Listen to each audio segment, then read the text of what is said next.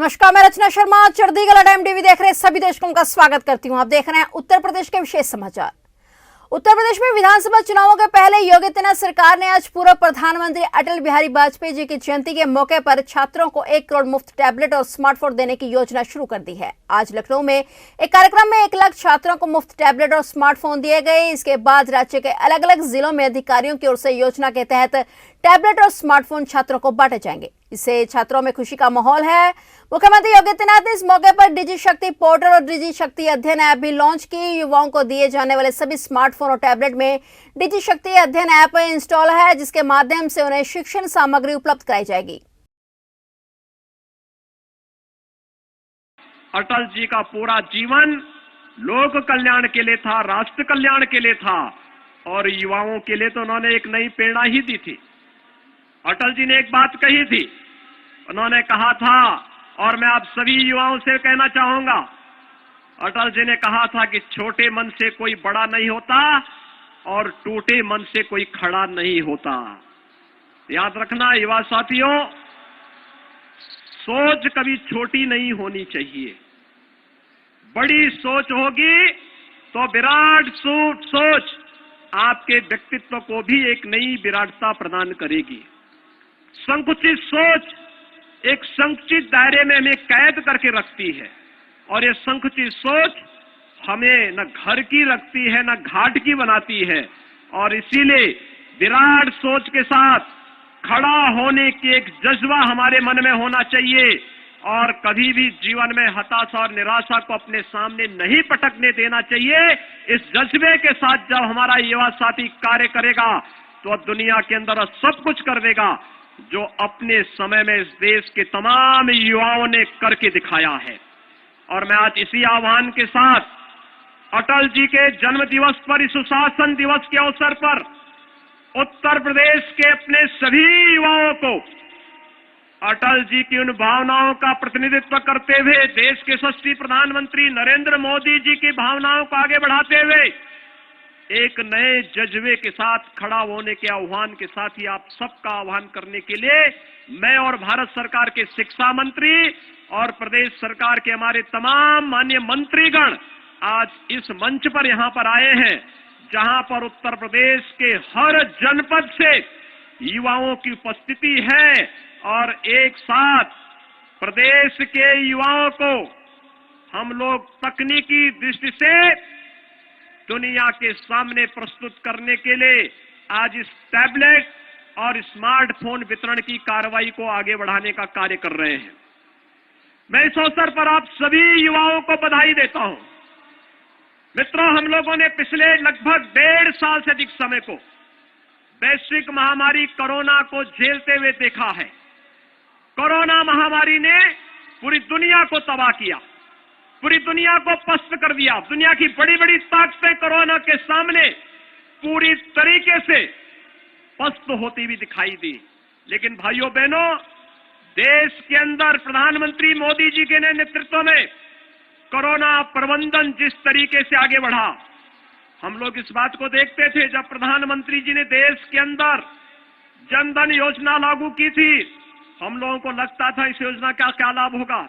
लेकिन जब कोरोना कालखंड में जनधन अकाउंट धारी उन महिलाओं के खाते में डीबीटी के माध्यम से पैसा जाता था, तब लगता था प्रधानमंत्री मोदी जी की सोच दूरदर्शी सोच है।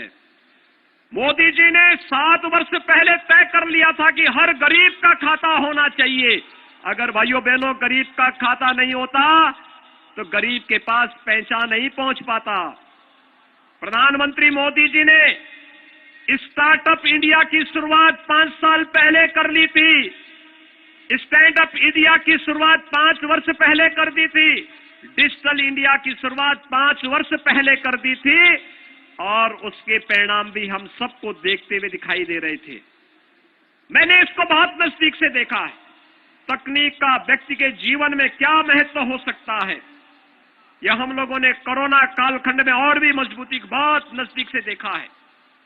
मुझे याद है जब परीक्षाएं होनी थी, बच्चों की परीक्षाएं नहीं हो रही थी, उनको ग्रेडिंग नहीं तय हो पा रही थी और बहुत सारे युवा चाहते थे कि उनको कुछ अच्छी सुविधा मिले।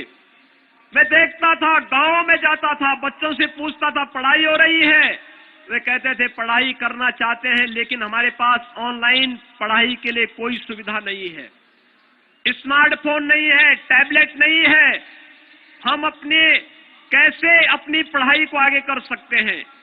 ऑफलाइन क्लासेस नहीं चल रही हैं, ऑनलाइन क्लासेस के लिए हमारे पास सुविधा नहीं है। और तब सरकार ने तय किया हम प्रदेश के 1 करोड़ युवाओं को टैबलेट और स्मार्टफोन देने के साथ जोड़ेंगे, जिससे ऑनलाइन एजुकेशन के साथ साथ ऑनलाइन एग्जामिनेशन की कार्रवाई को भी आगे बढ़ाया जा सके। और भाइयों बहनों, आज इस कार्यक्रम का शुभारंभ करते मुझे अत्यंत प्रसन्नता की अनुभूति हो रही है कि प्रदेश के सभी 75 जनपदों की उपस्थिति में इस कार्यक्रम को हम आगे बढ़ा रहे हैं। और यहां पर हम लोग न केवल अपने छात्र छात्राओं को जो स्नातक और प्रास्नातक में अध्ययन कर रहे हैं उनको, बल्कि प्रतियोगी परीक्षाओं में भाग लेने वाले और प्रदेश की कोचिंग संस्थाओं में, मुझे याद है जब लॉकडाउन प्रारंभ हुआ था, सबसे पहली चुनौती हमारे सामने आई थी कि कोटा में जो बच्चे प्रतियोगी परीक्षाओं की तैयारी कर रहे थे, उन बच्चों के लिए कैसे उनको उनके घर में सुरक्षित लाया जाए। राजस्थान सरकार तैयार नहीं थी सहयोग करने के लिए।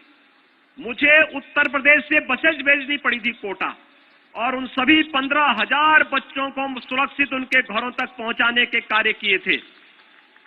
और भाइयों बहनों, तब मैंने तय किया था, तब हमने अपने अधिकारियों को एक जिम्मेदारी दी थी, और जिम्मेदारी ये दी थी कि अब हमारे प्रदेश के बच्चों को प्रतियोगी परीक्षाओं की तैयारी करने के लिए आजादी के 75 वर्ष पूरे होने पर आरएसएस द्वारा मनाया जा रहा अमृत महोत्सव वंदे मातरम की गूंज सुनाई दी है। बाराबंकी के केडी सिंह बाबू स्टेडियम में भारी संख्या में मौजूद छात्र छात्राओं के साथ लोगों ने एक साथ सामूहिक वंदे मातरम का गायन और भारत माता की आरती की। कार्यक्रम में मुख्य अतिथि के रूप में राष्ट्रीय स्वयंसेवक संघ के सह प्रांत प्रचारक मनोज उपस्थित रहे। उन्होंने कहा कि आज का कार्यक्रम उन बलिदानियों के प्रति वास्तव में एक बड़ा सम्मान है, जिन बलिदानियों के कारण हम यह दिन देख रहे हैं, जिनकी वजह से आज हम स्वतंत्रता के कारण जी रहे हैं।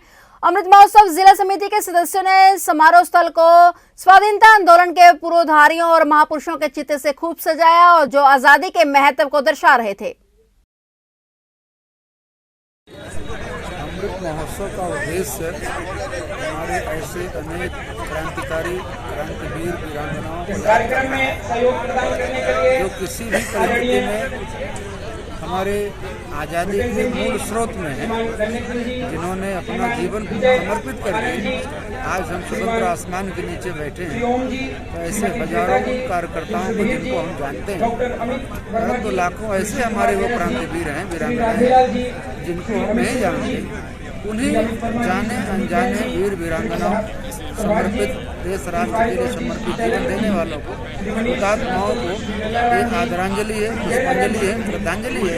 इसका नाम अमृत महोत्सव है, जिसे हम लोग समाज के द्वारा कार्यक्रम कर रहे हैं। आने वाली संततियां पीढ़ियां इस त्याग तपस्या को जान सके, ऐसे आजादी में बलिदान पर विशेष तौर छात्र छात्राओं के बारे में आपका क्या संदेश है?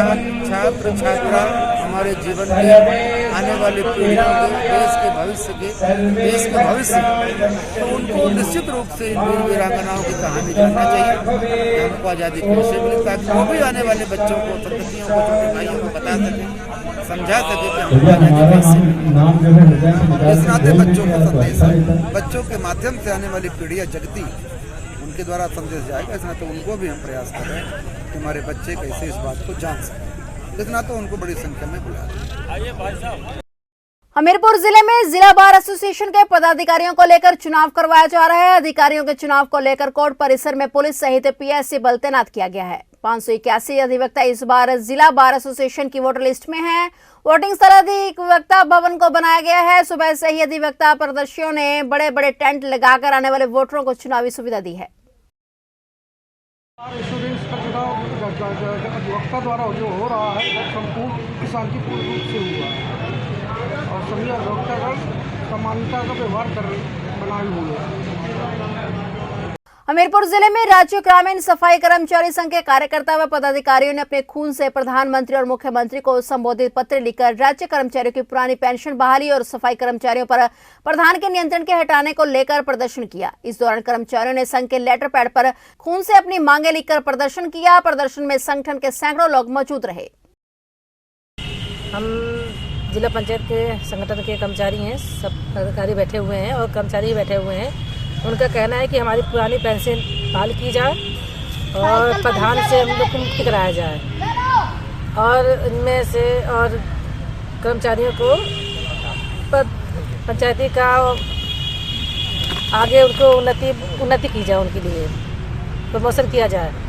और बस यही कहना है बस उनसे कि और खुद से लिखा हुआ पत्र मांग रहे थे तो हम दे रहे हैं उनको लिखकर, तो हमारी मांग सुनी जाए, बस ये कहना है हमारा।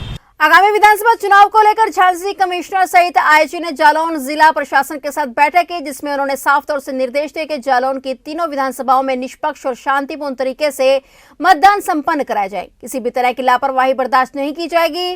बता दें कि जालौन का मुख्यालय उरे के कलेक्ट्रेट परिसर में आगामी विधानसभा चुनाव को लेकर झांसी कमिश्नर अजय शंकर पांडे व आईजी जोगेंद्र सिंह के तत्वाधान में आज बैठक आहूत की गई। इसमें कमिश्नर अजय शंकर पांडे ने डीएम प्रियंका निरंजन और एसपी रवि कुमार से संग बैठक की है, जिसमें कमिश्नर ने बताया कि जालौन की तीनों विधानसभा चुनाव में शांतिपूर्ण तरीकों से संपन्न कराए जाएं। उन्होंने बताया कि आगामी महीने में उत्तर प्रदेश विधानसभा चुनाव की अधिसूचना जारी हो जाएगी। भारत निर्वाचन आयोग द्वारा जो निर्देश दिए जा रहे हैं, जिनको लेकर हम युद्ध स्तर पर तैयारियां कर रहे हैं। चुनाव आयोग ने 29 दिसंबर को लखनऊ में सभी डीएम, एसपी व एसएसपी की बैठक बुलाई है।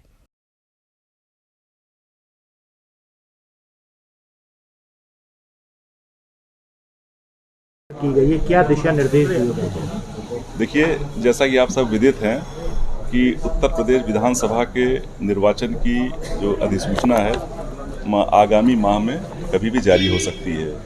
भारत निर्वाचन आयोग द्वारा इस संबंध में तैयारियां की जा रही हैं। समय समय उनके द्वारा दिशा निर्देश हम लोग को दिए जा रहे हैं। वीडियो कॉन्फ्रेंसिंग के माध्यम से भी बैठक हो रही है और फिर 29 तारीख को लखनऊ में डिस्ट्रिक्ट मजिस्ट्रेट्स की, एसएसपीज की और मंडलायुक्तों की बैठक भी वहाँ होनी है। इस चुनाव को स्वतंत्र, निष्पक्ष और पारदर्शी ढंग से संपन्न कराने के लिए निर्वाचन आयोग की प्रतिबद्धता है। उस प्रतिबद्धता को जिला प्रशासन के माध्यम से हम लोगों को पूरी तरह से सुनिश्चित करना है। उसी के लिए आज ये बैठक यहाँ पर जालौन जनपद के 3 विधानसभा निर्वाचन क्षेत्रों के लिए बुलाई गई थी, जिसमें मुख्य रूप से ये है कि हम चुनाव को किस तरह से स्वतंत्र और निष्पक्ष ढंग से संपादित कराएं, अराजक तत्वों पर किस तरह से हम सख्ती बरतें और किस तरह से हम मतदाताओं को जैसे होता बिना किसी दबाव के मतदान केंद्रों तक लाएं ताकि निष्पक्ष और स्वतंत्र चुनाव संपन्न हो सके।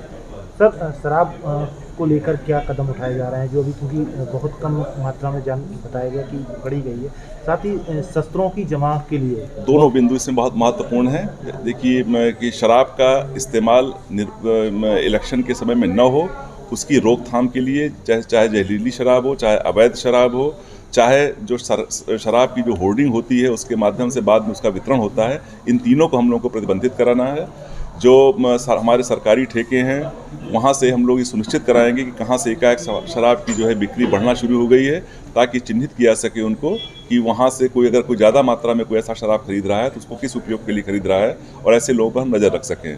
असलहों का जहाँ तक संबंध है, असलहों को 100% कुछ जिनका जहां असलहा जमा कराया जाना अपरिहार्य न हो वहां छोड़ करके असलहों को जमा कराने का भी अभियान अब पहले से चल रहा है। इसको आज की डेट से और प्रभावशाली ढंग से संचालित किया जाएगा। सर, इस बार कुछ नए बूथों बनाने की कोई चर्चा हुई कि कुछ नए बूथ का जो कार्य है उसके एक मानक निर्धारित हैं इलेक्शन कमीशन से। उस मानक के अनुसार से बूथ का और बूथ के केंद्रों का निर्माण होता है और जब जिला निर्वाचन अधिकारी की हैसियत से जिलाधिकारी ने उप जिलाधिकारियों के माध्यम से इसमें एक एक्सरसाइज की है और वो जो उसके बारे में विस्तार से आपको ये बताएंगे।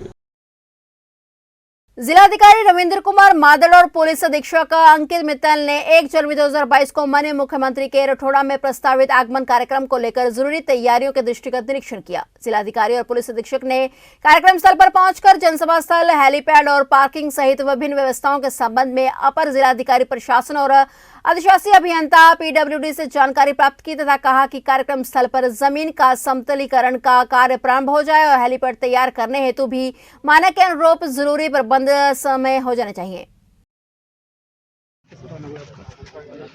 देखिए यहाँ पे चूँकि एक तो जो रठौंडा मंदिर है वो हमारा बहुत ही श्रद्धा का स्थल है, जनपद रामपुर के लोगों के लिए भी और प्रदेश के लोगों के लिए भी, और बहुत ही ऐतिहासिक स्थल है, महादेव भगवान का स्थान है।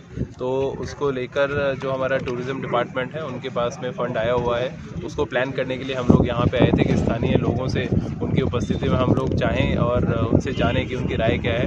तो जो यहाँ बाहर यात्री शेड है और जो हमारा रोड है और जो सामने हमारा पॉन्ड है, तो उसके डेवलपमेंट के लिए उन्होंने सुझाव दिए हैं। उसको मैंने टूरिस्ट ऑफिसर को बोला है कि वो उसको उसमें शामिल कर लें। और माननीय मुख्यमंत्री जी का भी कार्यक्रम एक यहाँ पर प्रस्तावित है, उसके यहाँ होने की संभावना है कार्यक्रम की, तो उसके लिए भी कि कहाँ वो कार्यक्रम हो सकता है उसकी रूपरेखा तय करने के लिए हम लोग यहाँ पे हैं।